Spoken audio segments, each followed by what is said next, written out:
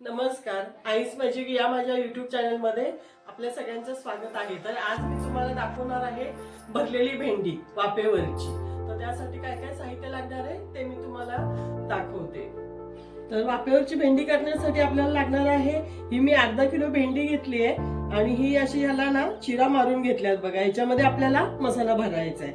तर ही भेंडी मी चांगली धुवून चिरून घेतली आहे। वाटण्यासाठी आपल्याला थोडासा लसूण, आलं आणि ह्या 10-12 मिरच्या ह्याचं मी मिक्सरला वाटण करून घेणार आहे। शेंगदाण्याचं कूट आणि कोथिंबीर हे एवढं साहित्य आपल्याला लागणार आहे भेंडीमध्ये भरण्यासाठी। तर आता मी ह्याचं वाटण करून घेते। हे बघा आता वाटण आपलं करून झालंय। मी आता याच्यामध्ये कोथिंबीर पण चिरून घेतली आहे मी। त्याच्यामध्ये आता मी शेंगदाण्याचं कूट घेते। 4 चमचे शेंगदाण्याचं कूट घेतलंय। मिरचीची पेस्ट केलेली आहे ती घेते।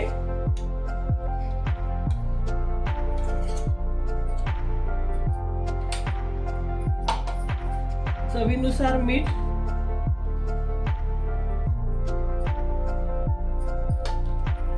आणि थोडीशी हळद।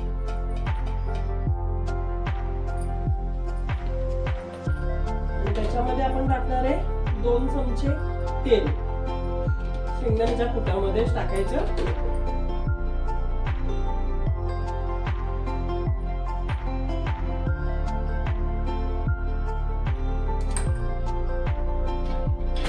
आता हे सगळं मिक्स करून घेते मस्त। हे बघा आपला आता मसाला करून झालाय, मसाला बनवून झालाय। आता मी तो असा भेंडीमध्ये भरून घेते। असं भरून घ्यायचा भेंडीमध्ये आणि आपल्याला वाफेवर शिजवायची भेंडी। तर मी सगळी भेंडी अशी भरून घेते। सगळा मसाला असा भेंडीमध्ये छान लागते भेंडी खायला। पटापट होतो मसाला भरून, तसा वेळ नाही लागत मसाला भरायला। आणि भेंडी टेस्टला पण खूप छान लागते। तुम्ही भाकरी सोबत, चपाती सोबत, कशा सोबतही खाऊ शकता। मस्त लागते एकदम। कोरडी अशी खातात मुलं माझी, अशी फ्राय केली ना थोडीशी वाफेवर, कोरडी सुद्धा खातात ती। तर बघा आपली भेंडी अशी भरून झाली आहे, मस्त छान भरून झाली। मी आता तेल टाकते आणि ती फ्राय करायला टाकते। फ्राय म्हणजे वाफेवर टाकते, वाफेवर करायला। तर तेल टाकते मी त्यासाठी 2 चमचेच तेल टाकते, जास्त नाही टाकत आहे। त्याच्यावर आपला हा थोडासा मसाला जो राहिलेला होता मिरचीचा तो टाकून घेते, म्हणजे आपल्या भेंडीला बाहेरूनही छान मसाला लागेल।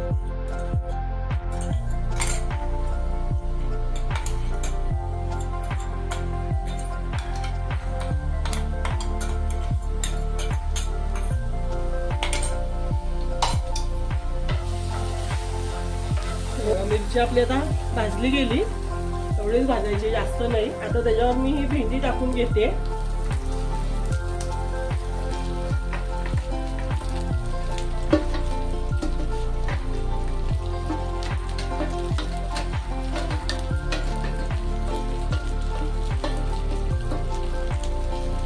परतून घेते जरा तेलामध्ये।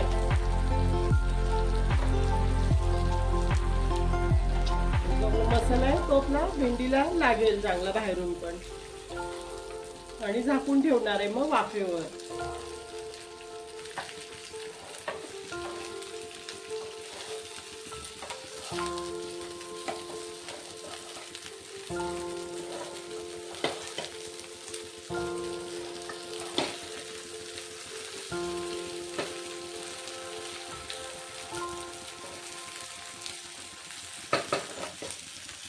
आता झाकून ठेवते, 10 मिनिटांसाठी झाकते। मध्ये मध्ये हलवेन फक्त 1-2 वेळा। तर बघा आता 15 मिनिटं झाली आहेत। 15 मिनिटांमध्ये बघा आपली भाजी मस्त शिजली गेली आहे, छान शिजली आहे भाजी बघा। त्याला जास्त पाणी पण नाही सुटलं आणि वाफेवर केली आहे फक्त। खाण्यासाठी तयार आहे आपली भाजी।